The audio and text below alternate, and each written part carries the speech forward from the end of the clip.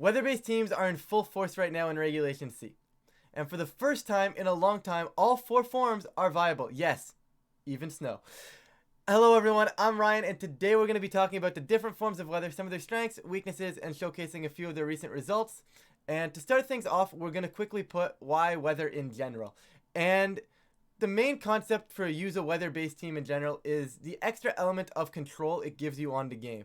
Now, whether this is something like mitigating damage, this could be as simple as switching in your sun user and to get the sun up so you hinder off the incoming jet punch or any other incoming water move.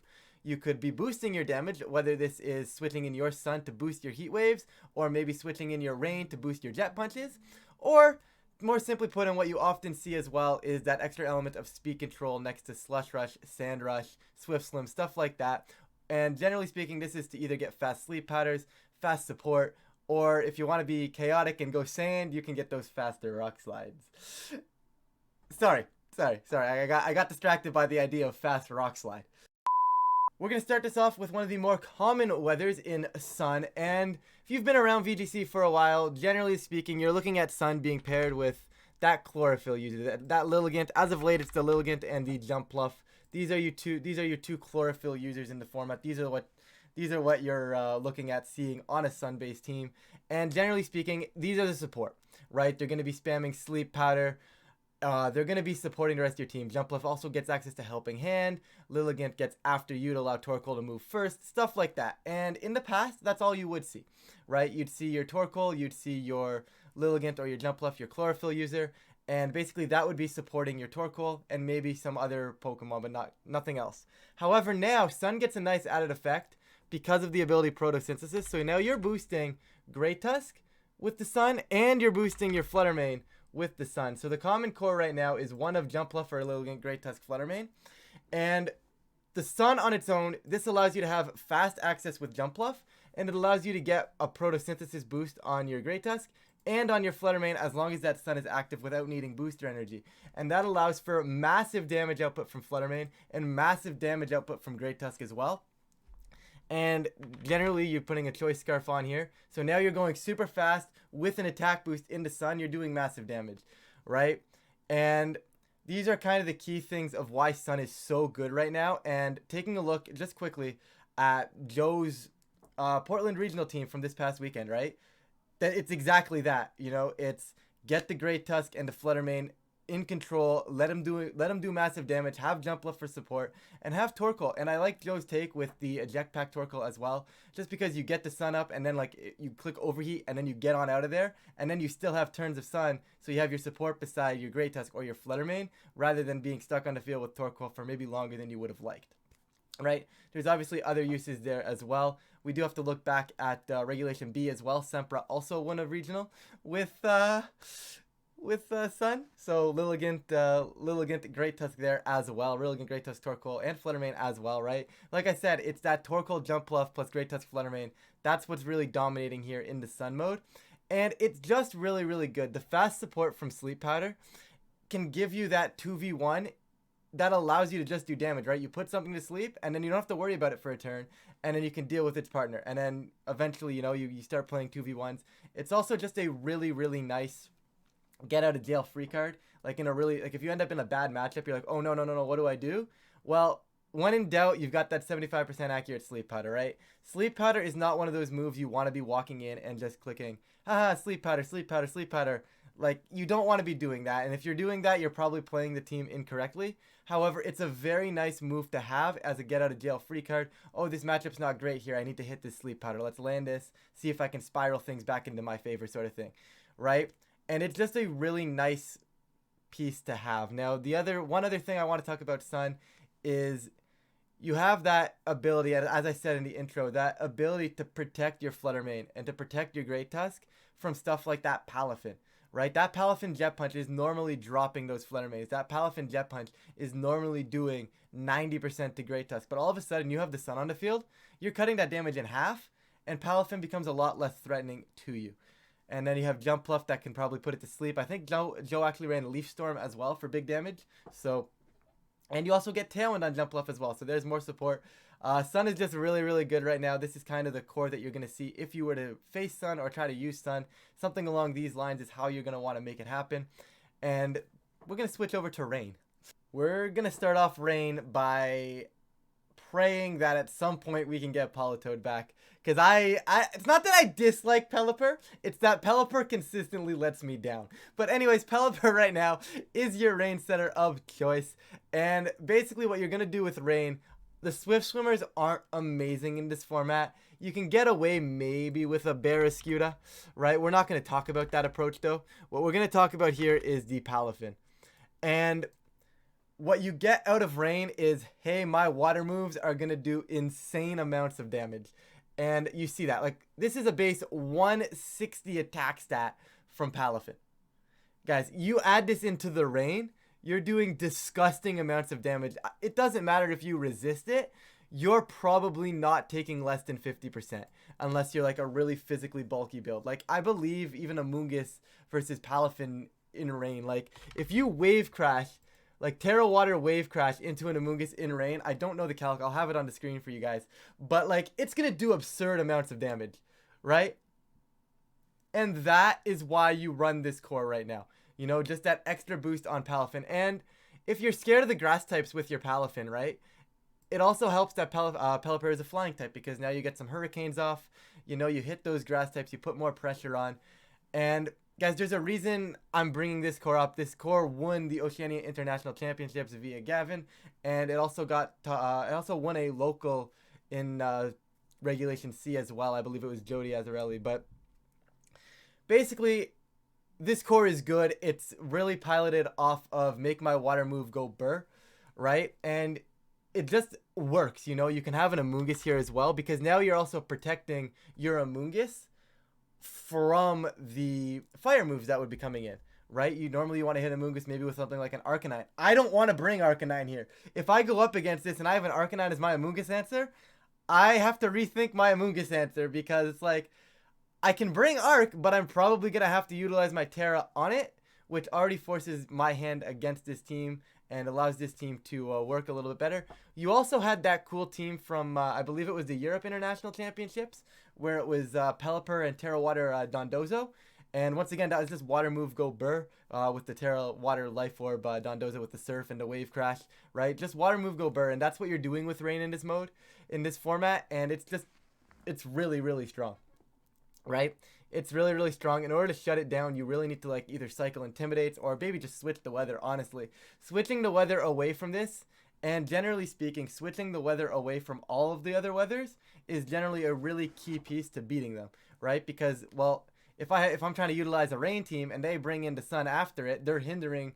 Not only am I not getting the boost from the Rain anymore, I'm actually getting mitigated by the Sun, right? So the weathers all like to be cycling around, and I think we're going to start seeing a lot more weather wars as this format develops. But we're going to move on to Sand real quick. Probably one of my personal favorites. As I said before, guys, Sand, one of my personal favorite weathers. And guys, I'm not talking because Rock Slide Go Burr. I mean, I am. But like, besides the point, you're going to see Sand. You're going to see it beside Lycanroc. The odd time you might see the Abuser be Houndstone. I do miss Excadrill. I'm going to be honest here. I really, really, really, really miss Excadrill. The good thing about Sand and the good thing about T-Tar is you get that extra special defense boost on your rock types, right? So T-Tar and Lycanroc, right? Which I'm going to focus on a little bit more than the Houndstone here. They just work together so well. You get that special defense boost. You get some extra chip damage. And that chip damage is huge in this format because you get a lot of Pokemon running that Focus Sash item.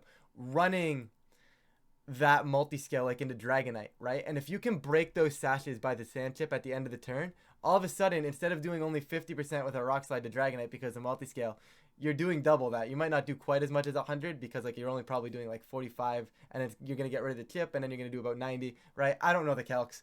But generally speaking, you're going to break that multi-scale. You're going to be able to do more damage to that Dragonite. You're going to break the focus sashes that generally hurt you, and you're going to be going faster with Lycanroc, right? You can probably protect the turn, let the Sand break a sash, and then just drop them the next turn, right? And the added benefit of Sand, and I hate saying it, but this is the added benefit of Sand, guys. Rock Slide is just the added benefit of Sand. I'll make this Sand Rush before someone yells at me in the comments. But this is the added benefit, guys. Like, when in doubt, you Rock Slide, okay? When in doubt, you Rock Slide. And I know it sucks. And I know it sucks going up against it, but there's ways around it. But when in doubt, you Rock Slide, and it's good, guys. It's been used for years. You've seen Landorus, Scarf Landorus with Rock Slide. You've seen Excadrill click Rock Slide. And I'm sure if you've played this game, even for as little as a week, you've lost to a Rock Slide flinch. It's part of the game. We use it, but this is the benefit of Sand. Just really fast Rock Slides. It's one of the benefits, and I couldn't not mention it. In terms of recent success, you have Lenduel with top 8 in Portland, with the T-Tar Lycanroc along with a Corviknight. I think Corviknight's a really cool addition to this team, because once again, it's a similar concept, right? It's a similar concept to the Amoonguss on the Rain, and you're protecting yourself from Arcanine. Now, Arcanine is a little nicer to bring in here because you do get the Intimidates down onto the T-Tar into the Lycanroc. However, it still has to deal with fast Rock Slides, right? Rock Slide is still going to hurt the Arcanine. It's still going to hurt those fire types that want to hit this Corviknight, right? Corviknight's one of the main problems for Corviknight. One of the main problems for Corviknight is actually like Chi-Yu. But if you have Sand, I don't care about Chi-Yu. Like, I could lead like Lycanroc Corviknight perhaps. If they want to lead Chi-Yu, well, I'm going to switch out my Corviknight, bring in my T-Tar, and click Rocks. You know, it's just that extra element of that extra protection on some of the other pieces. And this is what I'm talking about by that element of control on the game. And it's just that, you know, you force your opponent into wanting to play one way to deal with one thing, but then but Sand and the weather that you have forces them to not want to do that, right? Like my answer to Corviknight, if I was building a team, would probably be a fire or an electric type. So if I chose the fire type, well, if it's Corviknight on a rain team or Corviknight on a sand team, it's a little bit harder for me to execute that. And maybe Corviknight's allowed to execute its full potential. We'll move over to the last one and the more unique one here in Snow. Guys, it's Abomasnow's time to shine. It is Abomasnow's time to shine. It's finally here. We finally get Abomasnow's Snow Warning actually doing something. Now, for anyone who doesn't know, Snow actually got a massive buff in this generation where it now functions similar to Sand, where it gives the ice types a defense boost of 1.5 times in the hail, in the snow, because it's no longer called hail, it's called snow now. Right? And that is absolutely massive when you compare that with something like Iron Bundle and Abomasnow. Now, generally speaking, your Abomasnow is going to want to not stay an ice type, because who would have thought for an ice type to be good, the best way to do it would be to not be an ice type anymore? Probably everybody. But anyways, Abomasnow doesn't want to be an ice type anymore, so with that luxury, you can change it, right? And now you can click Blizzard. And Blizzard is a very fun move because Iron Bundle is very fast and hits very hard, and you don't have to worry about the Freeze Dry anymore, because Freeze Dry's base power was very sad. Like, Freeze Dry's base power was, I think, 70. Yeah, Freeze Dry's base power is not very strong, right? And being able to just spam Blizzards now, not only are you hitting harder than you would with Freeze Dry, you're also hitting both targets. And it's 100% accurate because of the snow being up.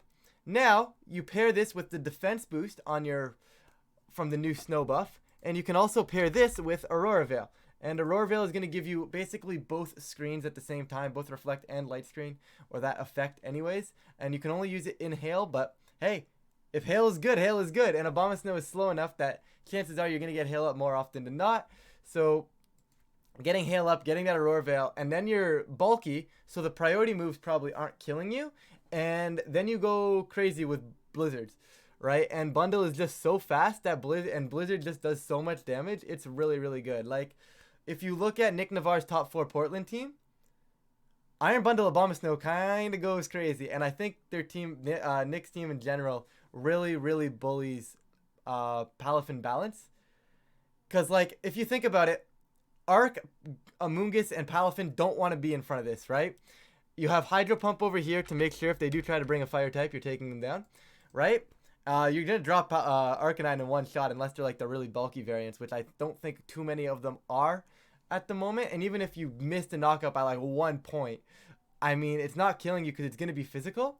And like if you Terra Water your Abomasnow, if you feel the need to do that, it's not killing you.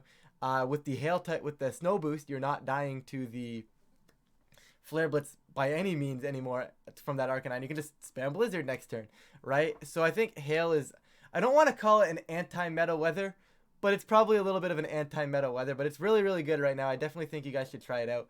It's just the fact that you can do so much damage so fast with like Blizzards, and then you get the added effect of potentially Aurora Veil as well. It's really, really interesting to see how Snow finally found its way into the metagame. I'm happy to see Snow here. I do like Obama Snow. I do like seeing it do well.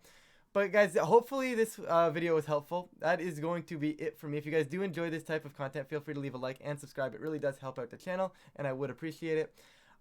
With that though, I'm gonna stop rambling. Enjoy the ensuing weather wars for the rest of Regulation C, especially with Sun winning, because with Sun winning the recent regional, you know, people are gonna try and counter that. And as I said before, one of the best counters to weather is other weather. So you know, you're gonna start seeing some weather wars creep into the metagame right now. I'm looking forward to seeing how this meta develops with all the 4 weathers involved, because normally you only get the 2. You know, it's Kyogre, Groudon, or sun, rain. That's pretty much it. But now we actually have sand and snow as well being viable. Having all 4 viable is something really, really cool. Something we haven't seen in a really, really long time. So with that, like I said, I'm going to actually stop rambling now, and I will catch you all in a future video.